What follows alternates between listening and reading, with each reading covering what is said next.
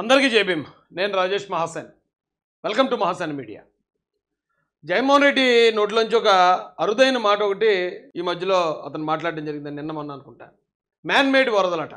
అంటే మనిషి కావాలని తెప్పించిన వరదలు.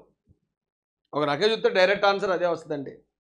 ఇతని మాటలు వీళ్ళ తప్పుడు ప్రచారాలు చూస్తూ ఉంటే నిజంగా అంటే మెడిటేషన్ చేసుకునేవాడు కూడా ఇరిటేషన్ వస్తుంది. ఎదురుగా ఉంటే పేగనుకి చంపేయాలనిపిస్తుంది కూడానండి. అంత దరిద్రమైన వరస్ట్ బిహేవియర్ వైసీపీ కానీ లేదా జగన్మోహన్ రెడ్డి కానీ అక్కడ చేస్తున్న పనులు చూస్తూ ఉంటే ప్రజలందరికీ అసహ్యం వేసేస్తుంది. అతని మీద ఇప్పటికే అసహ్యించుకుని 11 సీట్లు కూర్చోబెట్టారు. ఇప్పుడు అతను చేస్తున్న పనులు ఇంకా జుగుప్స కలిగిస్తున్నాయండి ప్రజలకి. నాకైతే బండ బూతులు తిట్టాలని ఉంది, అన్ని బూతులు వచ్చేస్తున్నాయి నాకు. ఇక్కడ రాష్ట్ర ప్రజలందరూ ఒక విషయం మర్చిపోతున్నారండి. చంద్రబాబు నాయుడు గారు ముఖ్యమంత్రి. ఇప్పుడు వచ్చింది భారీ వర్షాల కారణంగా వరదలు వచ్చాయి. ఆ వరద అనేది ప్రజలకు మనకు వచ్చిన కష్టం అండి. అది నారా చంద్రబాబు నాయుడు గారి వల్ల వచ్చింది కాదు.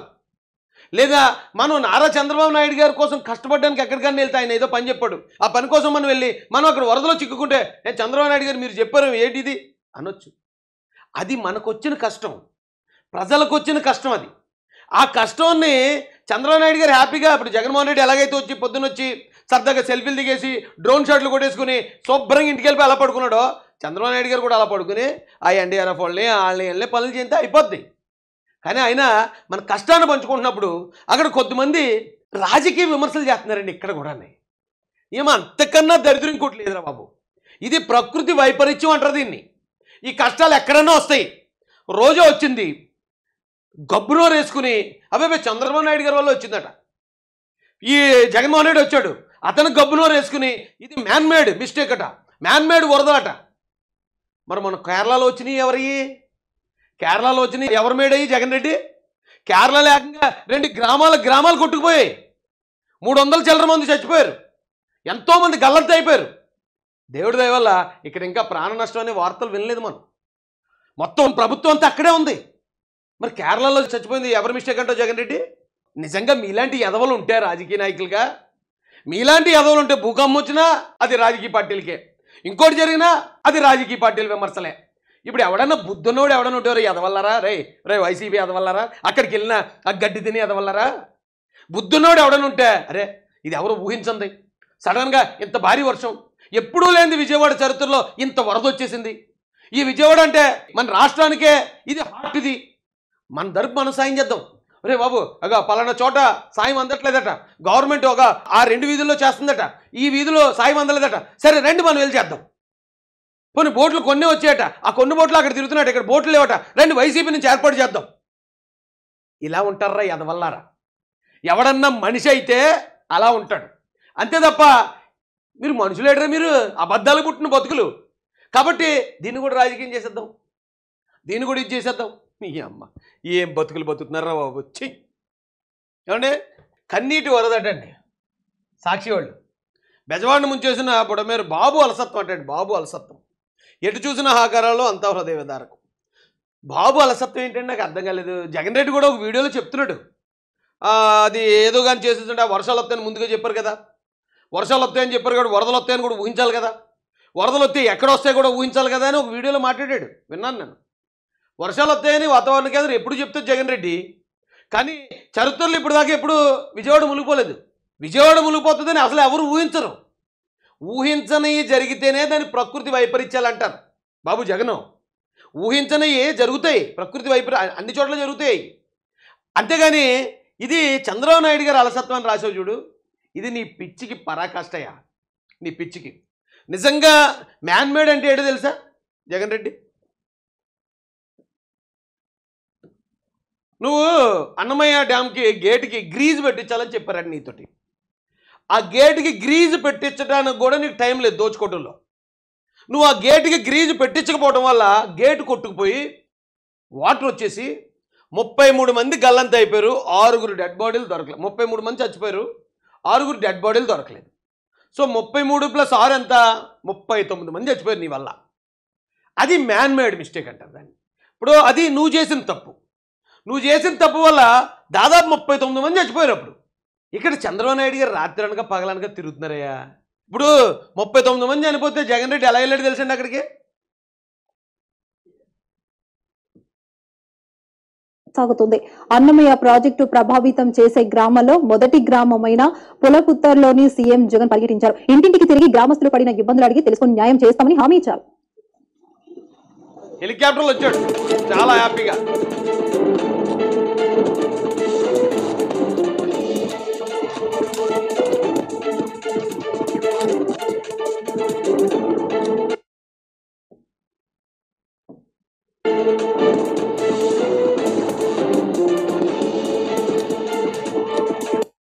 అంటే 39 మంది చచ్చిపోతే పరామర్శించడానికి వెళ్ళి నవ్వుతాడేటండి. వాళ్ళు చేతులు పట్టుకుని నవ్వుతాడేటండి. ఇదేం దరిద్రం బాబు, ఇదేం దౌర్భాగ్యం మన రాష్ట్రానికి. మేము చచ్చిపోయారు మా వాళ్ళు, మా ఇళ్ళు కొట్టుపోయానా, మొత్తం మా గీదలు మొత్తం అన్నీ కొట్టుపోయాయి నువ్వు చేసిన దరిద్రం పని వల్ల. నువ్వు ఆ గేటు గ్రీజెట్టు ఉంటే ఆ గేటు కొట్టుపోదు, ఆ గేటు కొట్టుకోపోతే మా వాళ్ళు 40 మంది చచ్చిపోను. ఏం బతుకనా నీదేనా? వాళ్ళు తిడుతుంటే ఎడుతుని నవ్వుతున్నాడు ఏంటండి వాళ్ళని పట్టుకుని.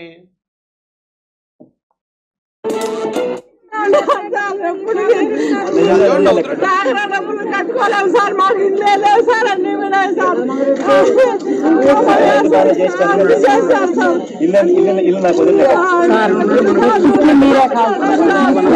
మీరే కావాలి సార్.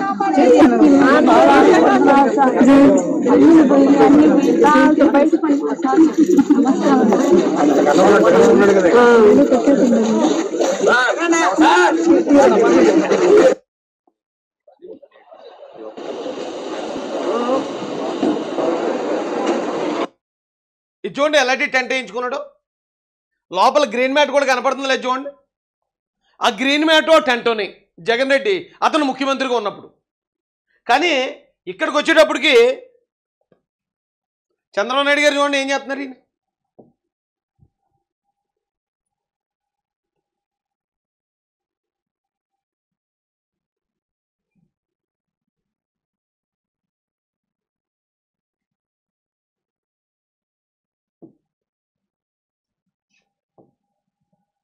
చాలా బాధేస్తుందండి నాకైతేనే.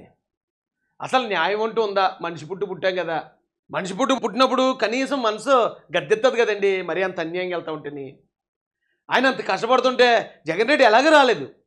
ఇప్పుడు ఆయన ముఖ్యమంత్రిగా ఉన్నప్పుడు కూడా మరుసటి రోజు లేచి తెల్లారాక ఫుల్గా టిఫిన్ చేసేసి హెలికాప్టర్ వేసుకుని వెళ్ళాడు అన్నమయ్య ప్రాజెక్ట్ దగ్గరికి. అక్కడికి వెళ్ళి అలా పరామర్శించుకొచ్చాడు. రాత్రి నుంచి ఉంటున్నప్పుడు ఇది చంద్రబాబు నాయుడు గారి మిస్టేక్ వల్ల జరిగింది, ఆయన వల్ల వరదలు వచ్చాయంటే ఏంటండి ఎంత దరిద్రంగా తయారయ్యాడు. ఏమన్నా అంటే ముందుగా వర్షాలు వస్తాయని చెప్పారు, వర్షాలు వస్తాయని చెప్తారు. కానీ ఎంత ఏ స్థాయిలో వర్షాలు పడతాయి, ఏ గ్రామంలో పడుతుంది, ఏ గ్రామంలో పడితే ఎక్కడి నుంచి ఏ వాగు పొంగుతుంది, ఈ టెక్నాలజీ కనుక ఉంటే జగన్ రెడ్డి ప్రపంచంలో ఏ వరదలు రావయా. మన కేరళలో కూడా అంతమంది కొట్టుపోయి చచ్చిపోరు అలాంటి టెక్నాలజీ ఉంటేనే. ప్రకృతి వైపరీత్యాలు చెప్పి రావు. వచ్చిన తర్వాత మనం సిద్ధంగా ఉండాలి. వచ్చిన తర్వాత ప్రజలకి ఆ సహాయ సహకారాలు అందించడానికి ప్రభుత్వం చర్యలు చేపడుతుంది. అంతే కదా. ఏమో ఎంత దరిద్రంగా తయారయ్యో.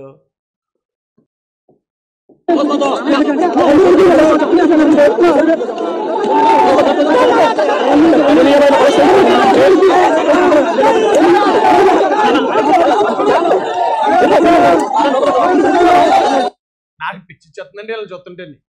ఒక్క పులిహోర పొట్లం కానీ, ఒక్క పాలు ప్యాకెట్ కానీ, ఒక్క బిస్కెట్ ప్యాకెట్ కానీ చేతితో పట్టుకెళ్ళని చాలామంది ఎదవలు అక్కడ తయారయ్యి ఆ సిచ్యువేషన్ ఉపయోగించుకుని రాజకీయంగా చంద్రబాబు నాయుడు గారిని విమర్శించే స్థాయికి దిగజారిపోయారంటే బతుకున్న సవాలు అంటానండి నేను అలాంటి ఎదవలని.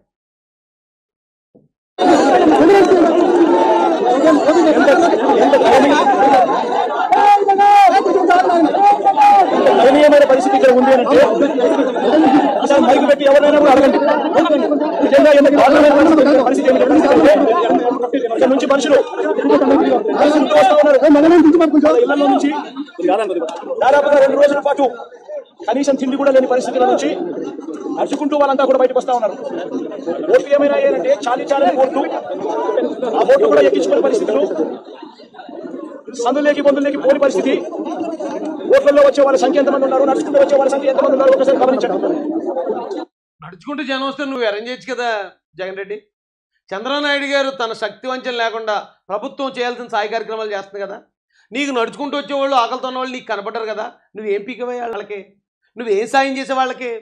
ఏం సాయం చేయకపోగా నడుచుకుంటూ వెళ్ళటం చూసావు కళ్ళారా, వాళ్ళు ఆకలితో ఉండటం చూసావు.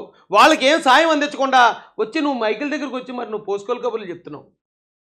ఎందుకు వచ్చింది బతుకు స్వామి ఇది? ఈ రోజు దాకా నీళ్లు ఉండి నడుచుకొని వస్తా ఉన్నారు. వచ్చిన వాళ్ళు కనీసము ఇక్కడికి వచ్చిన తర్వాత ఎక్కడికి పోవాలో కూడా తెలియదు. ఇక్కడికి ఇక్కడికి వచ్చిన వాళ్ళు కనీసం రిలీఫ్ క్యాంపులు కూడా లేవు. రిలీఫ్ క్యాంపులు కూడా తీసుకుని వెళ్ళే కార్యక్రమం లేదు. వీళ్ళకి చెప్పింది లేదు, చేసేది లేదు. రిలీఫ్ క్యాంపులు కూడా లేకుండా ఇక్కడికి వచ్చిన వాళ్ళు ఎక్కడికి పోవాలో తెలియక వాళ్ళ బంధువులు ఇళ్ళకి పోతా ఉన్నారు. ఎక్కడ వాళ్ళు తెలియక బంధువులు ఇళ్ళకి పోతున్నారటండి. ఏమంటే అక్కడ బంధువులు ఇల్లు ఉన్న వాళ్ళు ఎవరైనా రిలీఫ్ క్యాంపులకు వస్తారా? అక్కడ వాళ్ళకి బంధువులు ఉన్నారు, వాళ్ళు నడుచుకుంటూ వచ్చి వాళ్ళు బంధువులు ఇంటికి పోతున్నారట. అది కూడా విమర్శ ఇతనికి. ఎక్కడ పోవాలో తెలియక జగన్ రెడ్డి గారు బంధువులు ఎవరు లేకపోతే వాళ్ళకి ఇక్కడ ఎవరు బంధువులు లేక ఎక్కడ పోవాలో తెలియక వెళ్ళి రైల్వే స్టేషన్లో పడుకుంటున్నారు. ఎక్కడ పోవాలో తెలియక వెళ్ళి ఎక్కడో ఇంకొక చోట ఎక్కడో ఆ కొండ మీద ఉంటున్నారు. ఎక్కడ పోవాలో తెలియక రోడ్డు మీద ఉండిపోయారు. అదే ఆ కష్టం. అంతేగాని అక్కడి నుంచి వచ్చి మునిగిపోయి అక్కడ ఏరియా అంతా మునిగిపోయి ఉంది కాబట్టి అక్కడి నుంచి వచ్చి బంధువులు ఇళ్ళకి వెళ్ళిపోతుంటే అది విమర్శ చేయడానికి సరిపడే పాయింట్ కాదు. అది నీకు ఎవడో చెప్పడం, ఎవడని చెప్పినా నీకు అర్థం అవ్వదు. నీ కాగితం రాసిస్తే తప్ప నువ్వు విమర్శ కూడా కరెక్ట్గా చేయలేవు.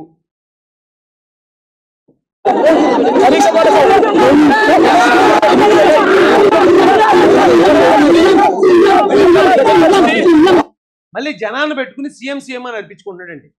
పిచ్చి పరాకాష్ఠకు వచ్చింది. పిచ్చి అంటారండి దీన్ని. ఆ సమయంలో ప్రజలందరూ అంత బాధపడుతూ నీటిలో మునిగిపోయి ఉంటే అక్కడికి వచ్చేతను ప్రెస్ మీట్లు పెట్టి సీఎం అని అర్పించుకుంటూ సెల్ఫీలు తీసుకుంటూ డ్రోన్ షాట్లలో వీడియో విజువల్స్ రికార్డ్ చేయించుకుని దాంతో పబ్లిసిటీ చేయించుకునే దీన స్థితికి దిగజారిపోయాడు జగన్ రెడ్డి అంటున్నాను నేను. ఈరోజు నైతికంగా చచ్చిపోయాడు. ఈరోజు అతను అంటే మానవత్వంలో ఇంత ధైర్యం ఉండకూడదండి. రాజకీయం చేయొచ్చు, ఎదుటి విమర్శించవచ్చు, రాజకీయంగా టార్గెట్ చేయొచ్చు, వాళ్ళని ఇరుకుని పెట్టే ప్రయత్నం చేయొచ్చు, కానీ ఇంత దారుణంగా కాదు. ఇది కరెక్ట్ విధానం కాదు.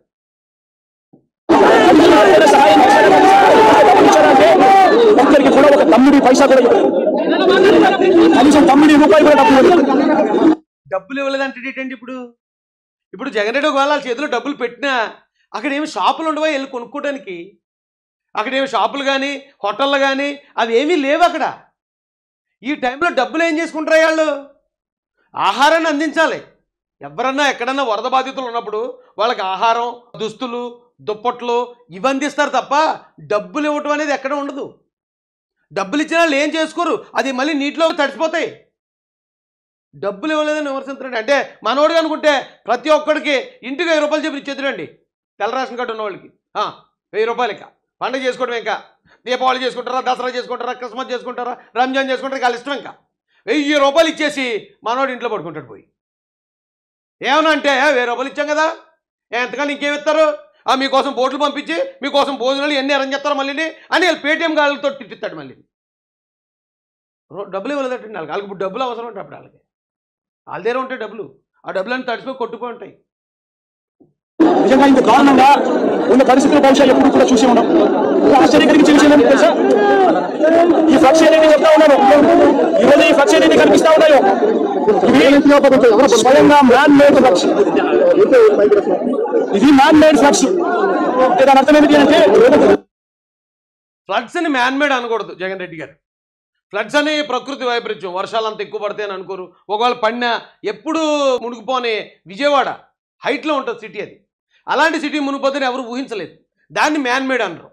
అంటే జగన్ రెడ్డి మాటలు ఎలా ఉంటాయంటే అండి, మ్యాన్ మేడ్ అంటే అవినాష్ రెడ్డి అండ్ బ్యాచ్ వివేకానంద రెడ్డి గారిని నరికి చంపారు చూడండి, అది మ్యాన్ మేడ్. అది మ్యాన్ మేడ్ జరిగితే దాన్ని హార్ట్ అటాక్ అంటాడు జగన్ రెడ్డి గారు. ఇక్కడ ప్రకృతి వైపరీత్యం జరిగితే దీన్ని మ్యాన్ మేడ్ అంటాడు. దీన్ని ఏమనాలి నాకు అర్థం కావట్లేదండి.